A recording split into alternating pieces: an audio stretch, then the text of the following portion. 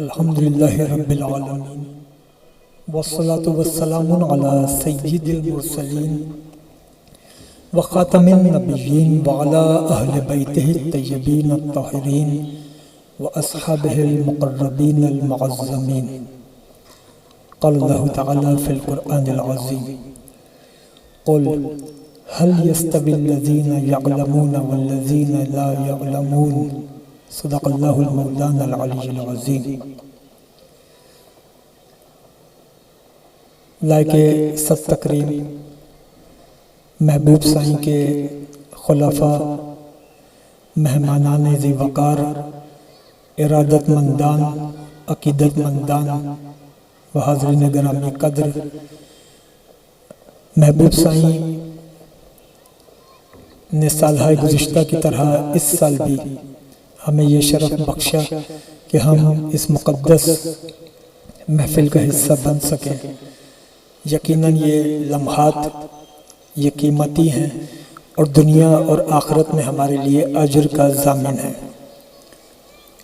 جو عنوان میرے لیے مختص کیا گیا ہے اسی کے تحت معروضات آپ کی سماعتوں کو ہدیہ ہیں۔ ارشاد اقدس ہوا قل هل يستوي الذين يعلمون والذين لا يعلمون۔ حبیب آپ فرمائیے کہ وہ جو علم رکھتے ہیں اور وہ جو علم نہیں رکھتے کیا وہ برابر ہو سکتے ہیں؟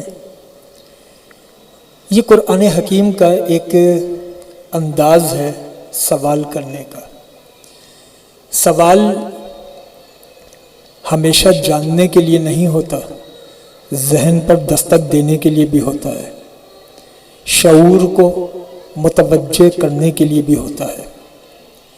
قرآن حکیم کا اسلوب یہ ہے کہ قرآن حکیم علم کو مسلط نہیں کرتا بلکہ علم کی جانب قدم آگے بڑھے اس کے لیے راستہ ہموار کرتا ہے۔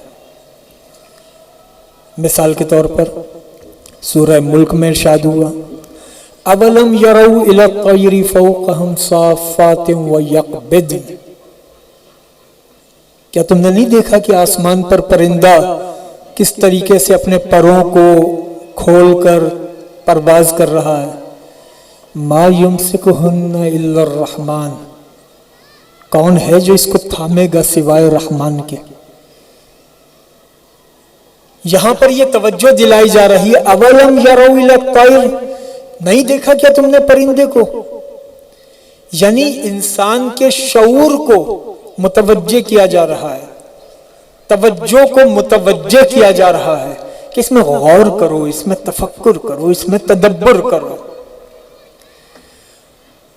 ہمارے معاشرے کا المیہ یہ ہے کہ ہم علم کے حصول میں کیا منازل طے کرتے، میں عصر موجود کی بات کر رہا ہوں، ہم علم کے حصول میں کیا کارہائے نمایاں انجام دیتے۔ اس قوم کے علم کا یہ عالم ہے کہ آج تک فقط جاننے کو علم سمجھتے ہیں، جبکہ اسلام میں اور باقی دنیا میں بھی کہیں بھی جاننا علم نہیں ہوتا۔ علم کا مطلب ہے چیز کی حقیقت تک رسائی، شے کو اس کی حقیقت کے ساتھ جاننا، کسی چیز کو اس کی حقیقت کے ساتھ پہچاننا، یہ ہے علم۔ محض جاننا وہ علم نہیں ہے، وہ معلومات ہیں۔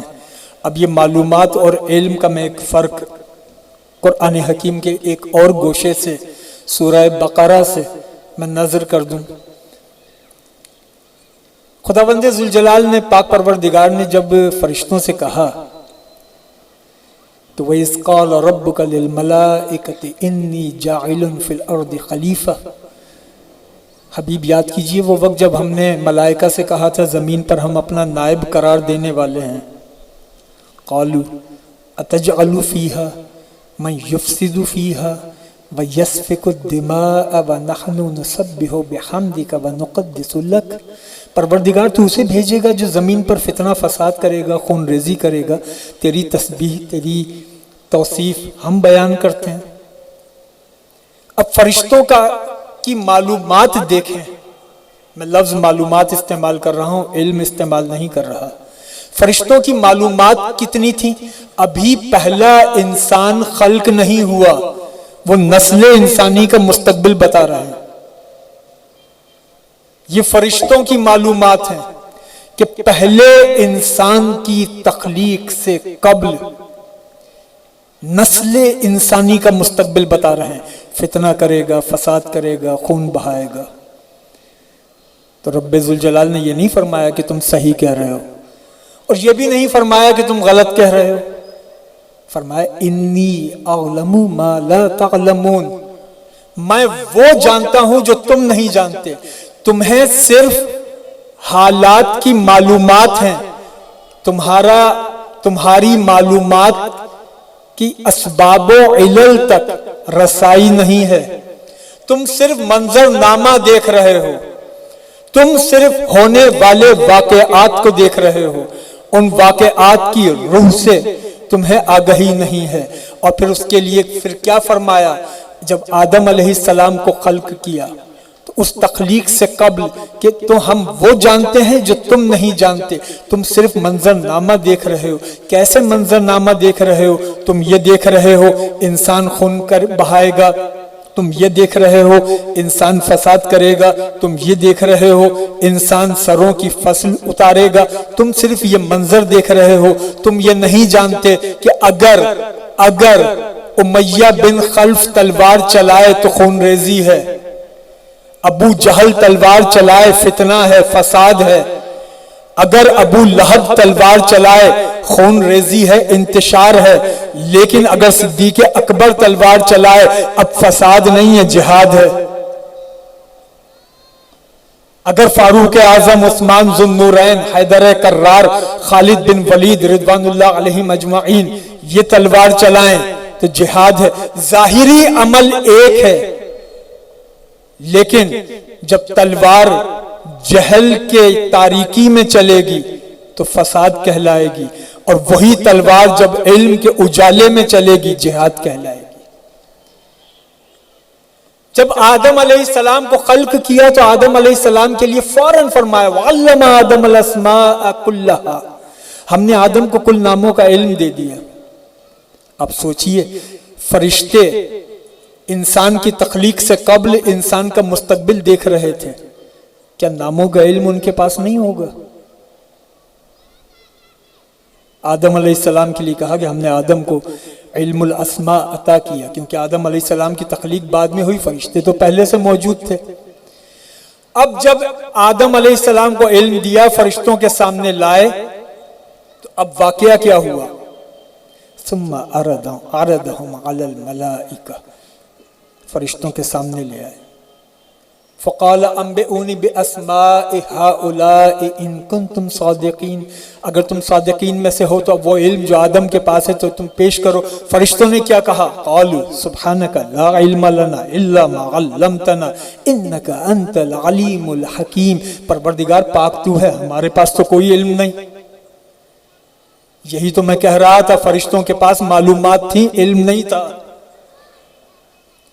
فرشتوں نے اب کہا سبحانکا، پروردگار تو پاک ہے، لا علم لنا، ہمارے پاس علم نہیں ہے، الا ما علمتنا، بس اتنا علم ہے جتنا تو نے ہمیں عطا فرما دیا، جتنا علم تو نے ہمیں عطا کر دیا، بس اتنا علم ہے۔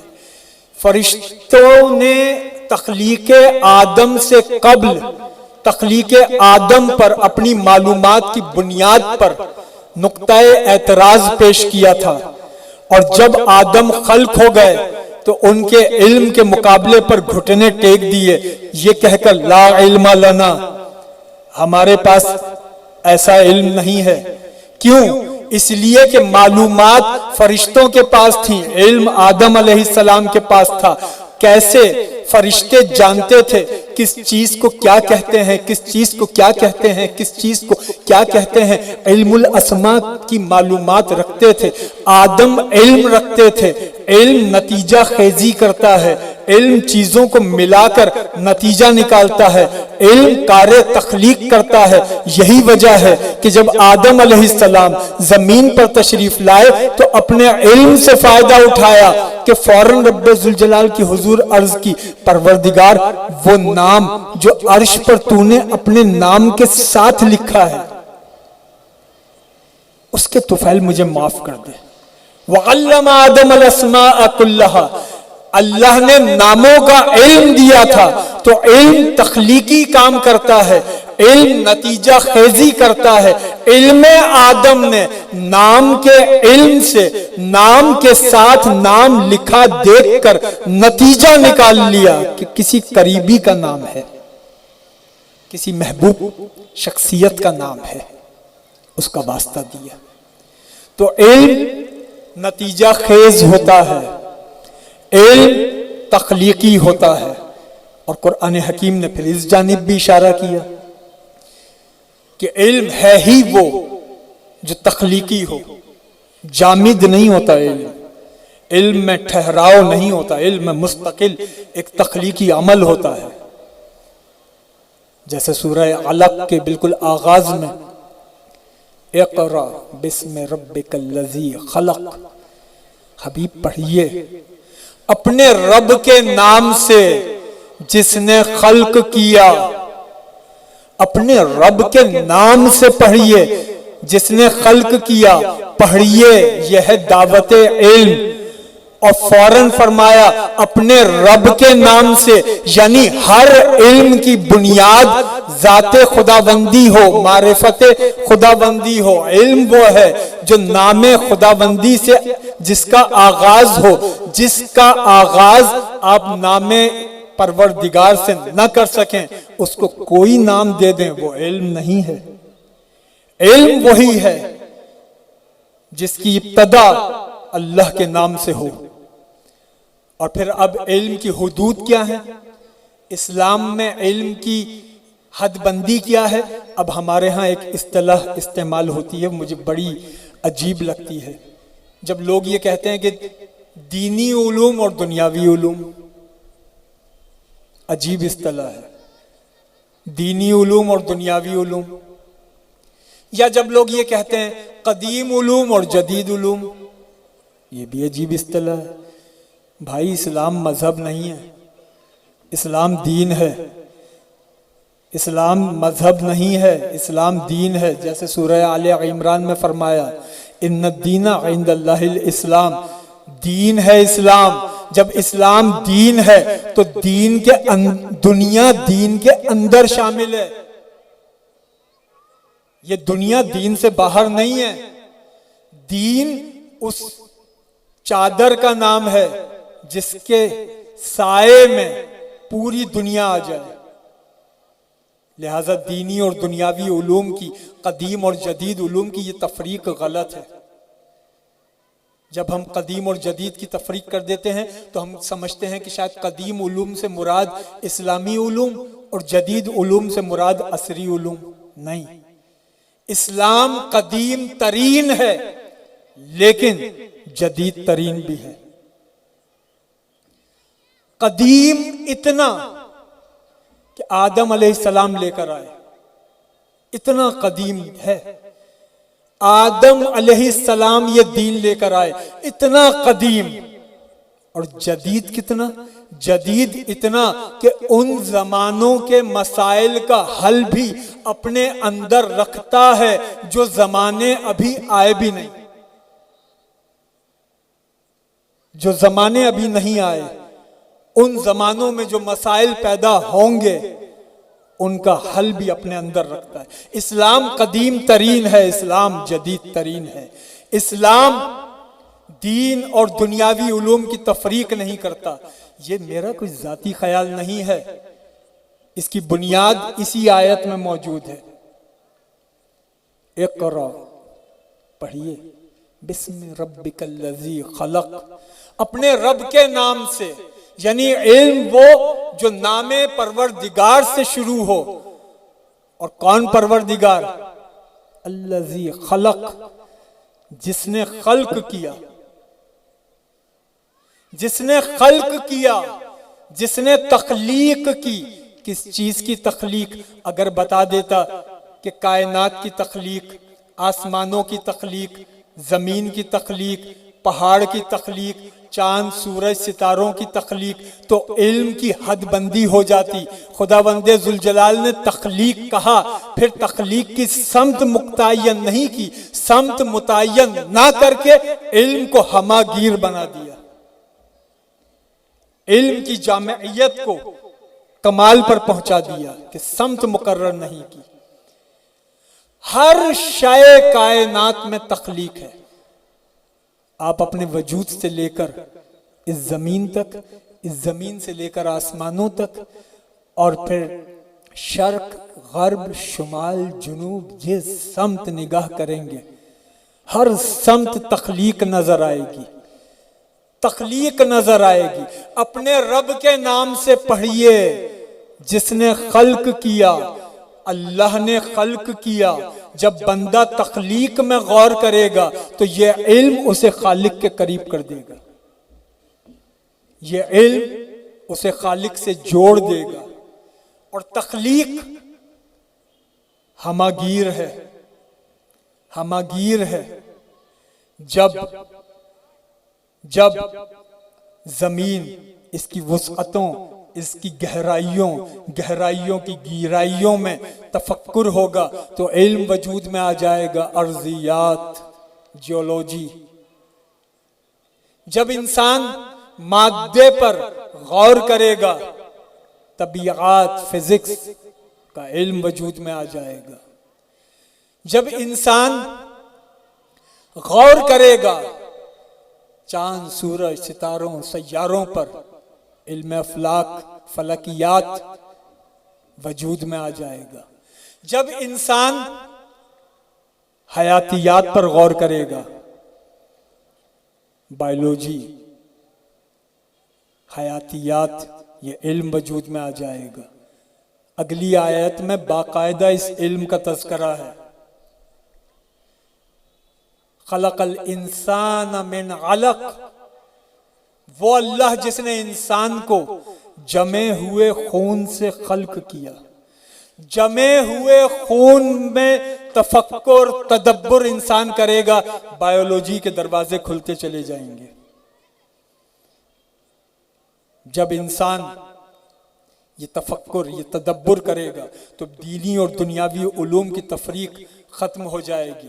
آج ایک بڑا مسئلہ ہے، اور وہ بڑا مسئلہ یہ ہے کہ اہل مدرسہ انہوں نے دین کا ایک خاص علم حاصل کیا، قرآن، حدیث، فقہ، صرف، نحو.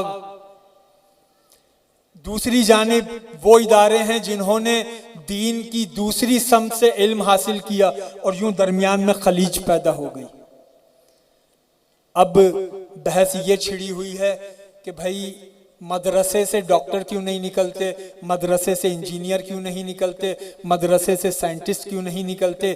یہاں سے یہ مدارس سے یہ آوازیں اٹھ رہی ہیں کہ میڈیکل یونیورسٹی سے شیخ الحدیث کیوں نہیں نکلتا، اور پھر کیمسٹری کے ڈپارٹمنٹ سے شیخ القرآن کیوں نہیں نکلتا. ایک لا حاصل، بے معنی، لا یعنی بحث، علم سے دور بحث. علم کی بنیاد نام خداوندی ہے. علم کی حد کوئی نہیں، کوئی نہیں، کیونکہ اللہ نے خلق کیا، خلق کی سمت متعین نہ کر کے ہر سمت علم کو پھیلا دیا.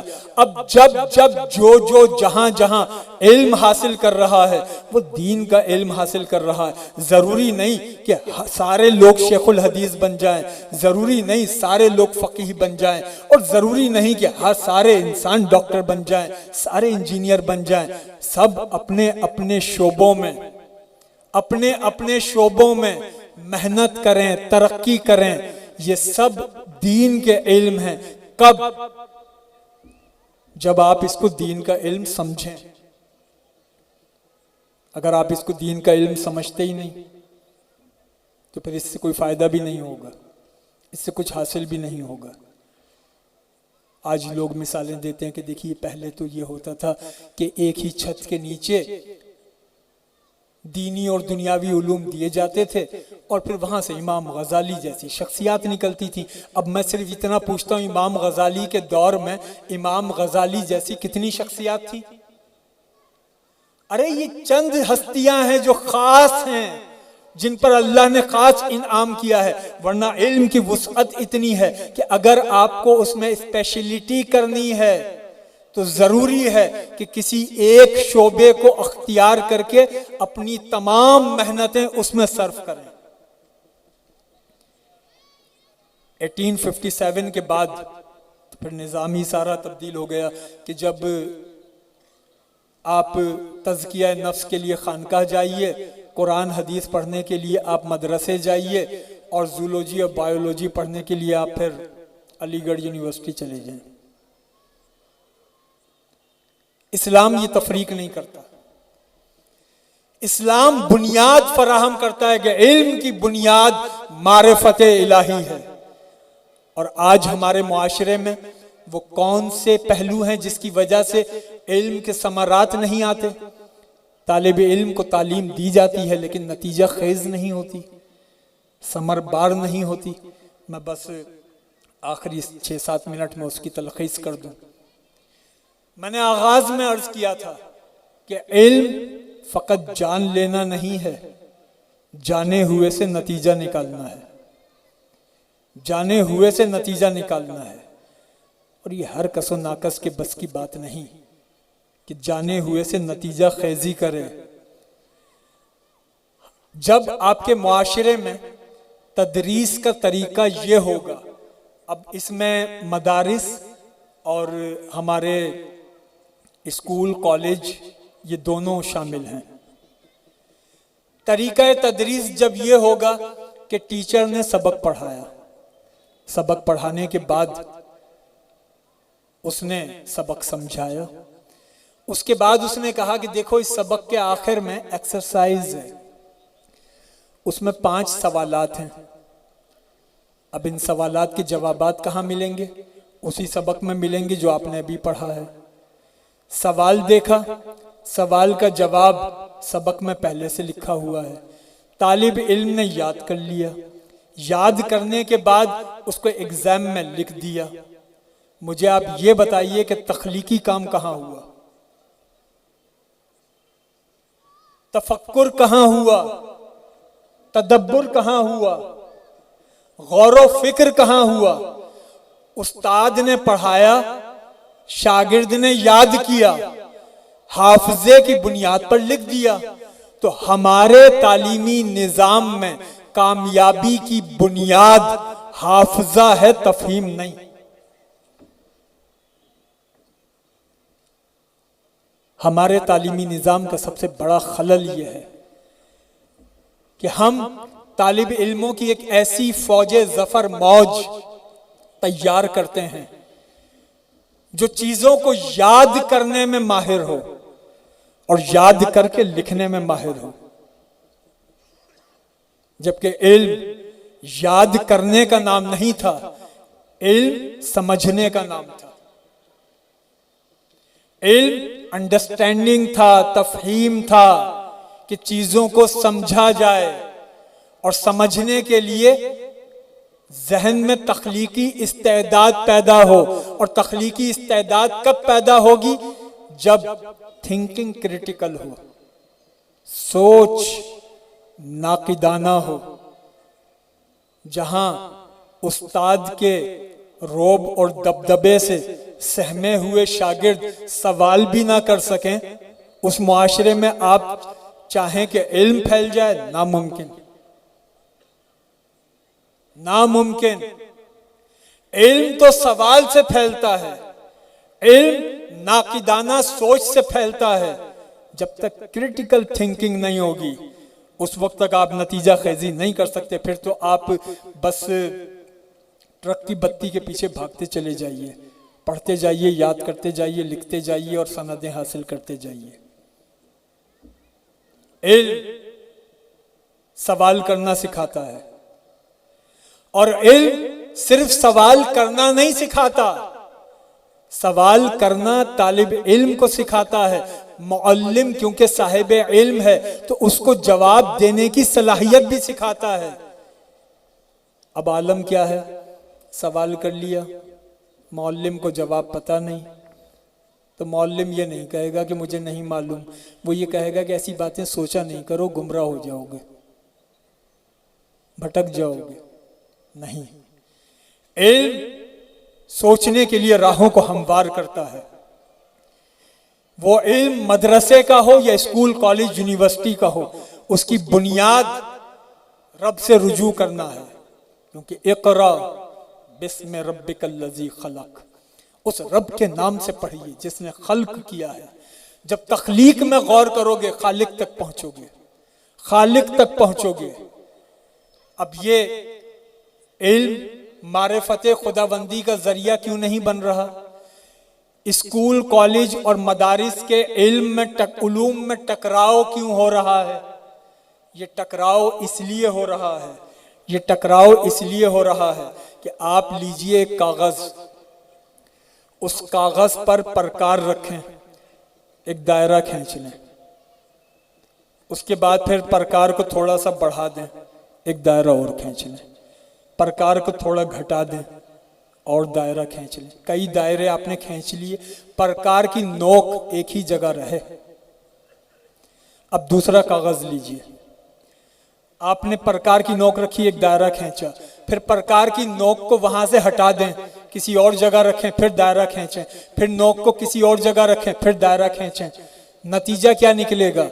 جیسے جیسے پرکار کی نوک ہٹتی گئی، دائرے آپس میں الجھتے گئے،